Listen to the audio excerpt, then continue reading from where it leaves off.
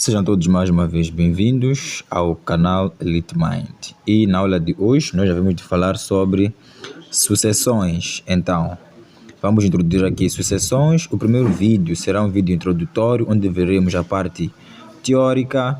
E o segundo vídeo provavelmente será lançado amanhã. Será o vídeo sobre exercício aqui de sucessões, nesse caso aritméticas e geométricas. E vamos ao vídeo.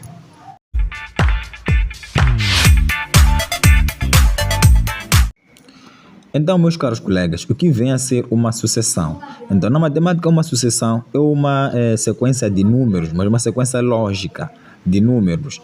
Por exemplo, aqui nós temos número 1, 2, 3, 4, etc. Né? Nesse caso, o termo a seguir seria o 5.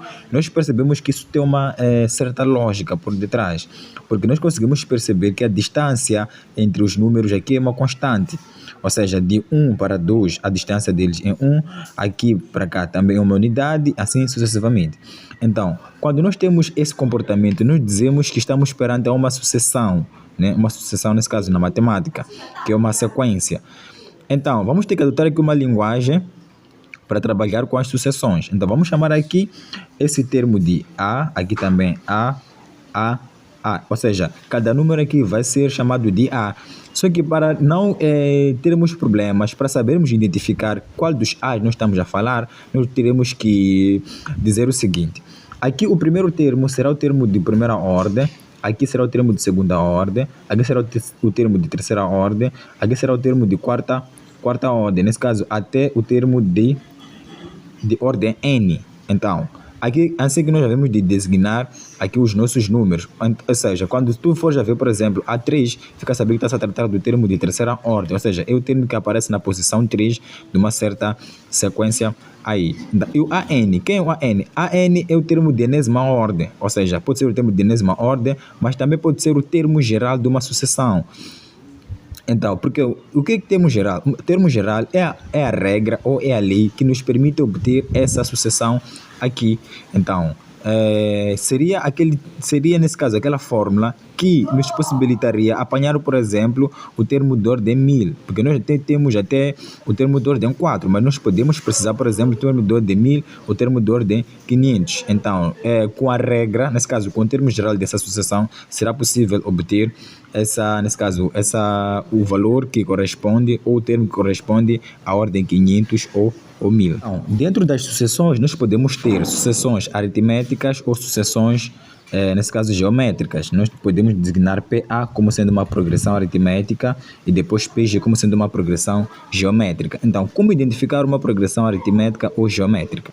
Então, imaginemos o seguinte caso. Se eu tiver aqui, por exemplo, 3, depois tenho 5, 7, 9, assim por em diante, eu posso tentar classificar essa sucessão aqui, se é geométrica ou aritmética. Se se esquecer que o 3 é o termo de primeira ordem, aqui temos termo de segunda ordem, termo de terceira ordem e termo de quarta ordem. Então, vai se tratar de uma progressão aritmética quando a diferença entre o termo consequente e antecedente der uma constante. Isso significa o quê? Será progressão aritmética quando o A2 subtraído por A1 tem que dar uma constante D. E o nesse caso 3 menos o A2 também tem que dar D.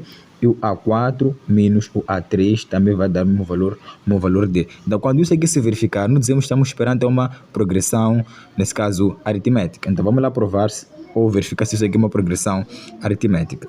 Aqui, o A2 é 5 menos A1, que é 3. Isso vai nos dar 2. E o A3 é 7 menos A2, que é 5, também vai nos dar 2. E o A4, que é 9, menos o A3, que é 7, também vai nos dar 2. Ou seja, a nossa razão de igual a 2. Então, quando isso acontece, nós estamos diante de uma progressão aritmética. E dentro das progressões aritméticas, ou seja, todas as progressões aritméticas têm lá a sua fórmula ou seu termo geral. Então, o termo que vale para todas as progressões aritméticas, que é o seguinte. Então, AN é igual a A1 mais N menos 1 vezes aqui a razão D. Então, essa fórmula vale para qualquer sucessão aritmética. Ela serve para achar o termo geral de cada sucessão, nesse caso, cada sucessão que pertencer aí ao mundo das progressões aritméticas. Ou seja, quando tu identificas que a tua sucessão no exercício é uma sucessão aritmética, tu podes usar essa fórmula aqui para achar cada sucessão, nesse caso, cada termo geral da sua sucessão aí do exercício. Então, vamos lá achar a sucessão, nesse caso, o termo geral dessa sucessão aqui. Nós sabemos que isso aqui é sucessão aritmética e sabemos que a fórmula, nesse caso, o termo geral de toda a sucessão aritmética é essa aqui. Então, vamos lá. A n vai ser igual a 1. A1 para nós é o número 3, mais n menos 1, veja a nossa razão que é 2. Então, simplificando essa expressão aqui, ficamos com 3 mais 2 vezes n, 2n, 2 vezes menos 1, menos 2. A n vai ser igual a 2n, 3 tirar 2 vai nos dar aqui 1. Então, esse aqui será o termo geral da nossa sucessão aqui, nesse caso em questão. Então, percebam, tu tens uma sucessão aritmética. Quando fazes esses cálculos à procura da razão e vê que a razão deu uma constante, você vai concluir que isso aqui faz parte de uma sucessão, ou seja, é uma sucessão aritmética. E o termo geral de qualquer sucessão aritmética é esse aqui. Então, nós usamos esse termo geral para achar, nesse caso, o termo geral pertencente a essa sucessão aqui. Nesse caso, seria a n, que é igual a 2n mais 1.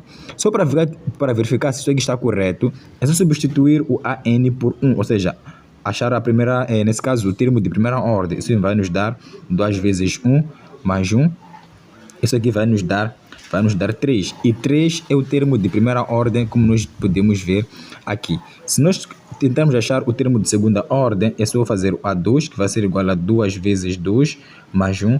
Aqui vai dar 4, 4 mais vai dar 5. E 5 é o termo de segunda ordem, como nós podemos observar aqui.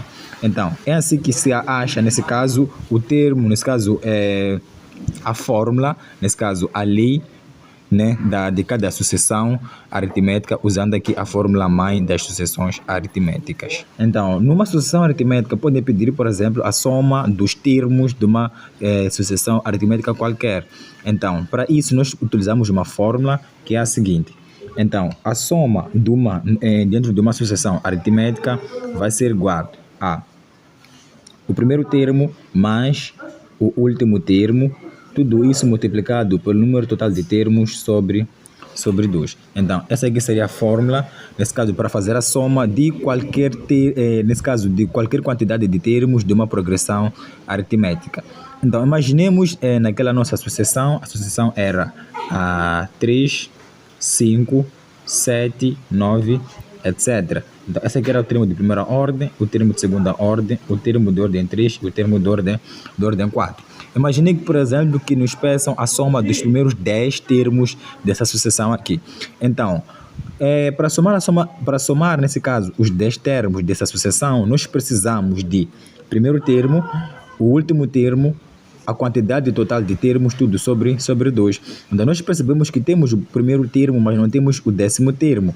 Então, afinal, nos pediram a soma, nesse caso, a soma dos primeiros 10. Então, para tal, temos que achar primeiro o 10º termo. Então, nós sabemos que essa nossa sucessão aqui nos deu como termo geral a n, que é igual a 2n mais 1. Então, para achar o termo, nesse caso, na posição 10, é só colocar aqui o número 10. Daí ficamos com A10 sendo igual a 2 vezes 10 mais 1. Então, A10 vai ser igual a 20 mais 1. O A10 vai nos dar aqui 21.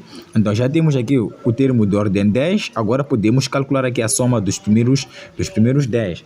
Então, a soma vai ser igual ao primeiro termo, que é 3, mais o último termo, nesse caso o 10º termo, que é 21, tudo multiplicado pela quantidade de termos, pela quantidade de números.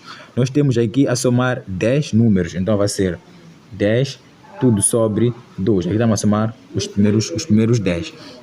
Então, fazendo essa conta, isso aqui vai ser igual a 3 mais 21 vai dar 24 vezes 10 sobre 2. Então, a soma dos 10 vai nos dar 10 a dividir por 2 vai dar 5. Então, ficamos com 24 vezes 5. Então, soma dos 10 vai nos dar 24 vezes 5. E 24 vezes 5 vai nos dar 120. Então, nós temos aqui 120. Então, a soma dos primeiros 10 nos dá aqui 120. Das sucessões aritméticas, a soma de termos equidistantes sempre vai dar aqui uma constante também. Por exemplo, se nós tivermos aqui o 3, 5, o 7 e o 9, se eu for a somar 3 com 9, eu vou obter aqui 12. Se eu for a somar o 7 com o 5, também vou obter aqui o 2. Se a minha sequência for ímpar, por exemplo, 3, 5, 7, 9, ou a seguir seria um 11 nesse caso, né? Se eu for a somar aqui o 7, o 3 nesse caso com 11, eu vou obter aqui o 14. Se eu for a somar aqui o 9 com o 5, eu vou obter aqui 14. E esse que resta no meio, duas vezes ele vai dar também o 14. Então, essa propriedade é muito importante na resolução aqui de alguns exercícios. E mesmo para terminar sobre essas sucessões, se vocês observarem que nessa sua sequência aqui, se observar que a razão é maior que zero, quer dizer que a tua sucessão é crescente. E se a tua razão for menor que zero, a sua sucessão é decrescente. E se a razão for igual a zero, então a sucessão é constante. Então, no caso de pedir a monotonia, se você consegue determinar a razão e perceber que ela é crescente, então a tua sucessão vai ser uma sucessão crescente. Nesse caso, se a razão for maior que zero, a sucessão vai ser crescente. Se a tua razão for menor que zero, a tua sucessão vai decrescer. E se a tua razão for igual a zero, a sucessão aqui vai manter-se constante. Então, essa aqui foi a parte das progressões aritméticas e vamos agora ver as progressões geométricas.